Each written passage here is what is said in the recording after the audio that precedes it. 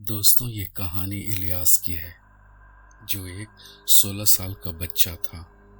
वो अपने अब्बू के साथ एक छोटे से गांव में रहता था। इलियास के पिता अक्सर बीमार रहा करते थे, इसलिए इलियास को ही घर चलाने के लिए काम करना पड़ता था। एक दिन अचानक उसकी अब्बू की तबीयत कुछ ज़्यादा ही खराब हो गई और उसके अब्बू का देहांत हो गया। इलियास की मदद करने वाला कोई नहीं था, इसलिए इलियास खुद अपने अब्बू को कब्रिस्तान ले गया। वो अकेला सब कुछ करता रहा। कब्र खोदते खोदते कब दोपहर से शाम और शाम से रात हो गई, उसे कुछ पता ही नहीं चला। जब वो अपने अब्बू को दफनाने कब्रिस्तान की तरफ बढ़ रहा था, तब काफी रात हो चुकी थी। हवाएं भी तेज चलने लगी थीं। अचानक इलियास को किसी ने पीछे से आवाज दिया, यीशु, यीशु। जब उसने पीछे मुड़कर देखा तो वहां कोई नजर नहीं आया, कोई नहीं था। सिर्फ इलियास के अब्बू ही उसे यीशु कह के बुलाते थे। इसलिए इलियास ने सोचा शायद उसके अब्बू ने उसे पुकारा होगा। पर जब इलियास जोर जोर से अब्बू अब्बू कहकर पुकारता रहा, फिर भी कोई जवाब नहीं आया, तब वो डर गया और जल्दी जल्दी गेट की तरफ बढ़ने लगा। लेकिन जैसे ही इलियास गेट के नज़दीक पहुंचा, अचानक गेट बंद हो गई।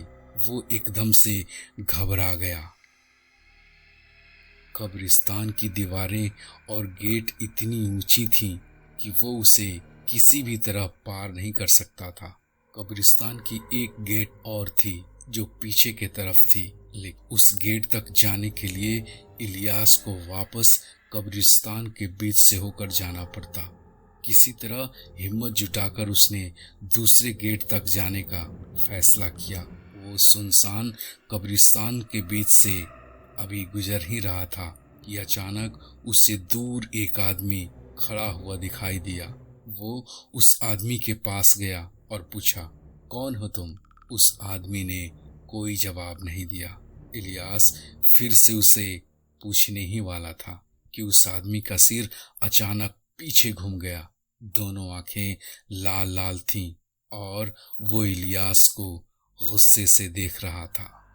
ये देखकर इलियास जोर जोर से चिल्लाया और भागने लगा। भागते भागते वो एक पेड़ के पास जाकर रुका और किसी तरह वहीं पे रात गुजारने का फैसला किया। लेकिन कुछ ही देर में उसके चारों तरफ कोहरा छाने लगा। अचानक उसने कोहरे में एक औरत को भागते हुए देखा। उस औरत के पीछे एक बच्चा भी भागा जा रहा था। अजीब बात ये थी कि इन दोनों के पीछे एक औरत भागी जा रही थी। वो औरत भागते भागते अचानक रुक गई और इकबाल की तरफ आने लगी। जैसे कोहरा हटा, उस औरत का चेहरा इकबाल को साफ साफ दिखने लगा था।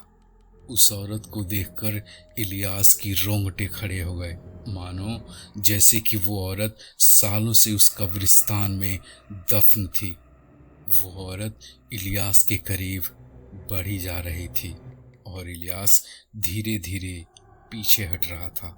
अचानक इलियास का पैर फिसला और वो एक कब्र में जा गिरा। कब्र इतना गहरा था कि वो वहां से निकल भी नहीं पा रहा था। उसे ऐसा लग रहा था कि उसे कोई जमीन के अंदर खींच रहा हो।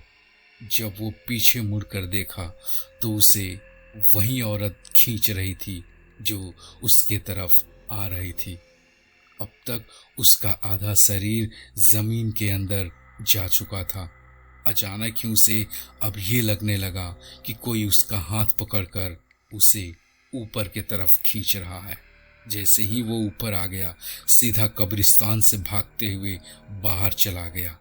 उसे समझ आ चुका था बाहर खींचने वाला उसके अब्बू ही हो सकते हैं। इसलिए दोस्तों कहते हैं, जो आपसे सच्चा प्यार करते हैं वो आपको मरने के बाद भी मदद ही करते हैं। तो कैसी लगी ये कहानी? अगर ज़रा सी भी अच्छी लगी हो तो प्लीज़ इस वीडियो को लाइक शेयर करना ना भूलें और हाँ, अगर आप हमारे चैनल पर नए हैं तो प्लीज़ प्लीज़ प्लीज़ चैनल को सब्सक्राइब करें, थोड़ा सा सपोर्ट हमें भी करें। तो मिलते हैं आपसे एक और नई कहानी के साथ। तब तक के लिए जय हिंद, वंदे मातरम।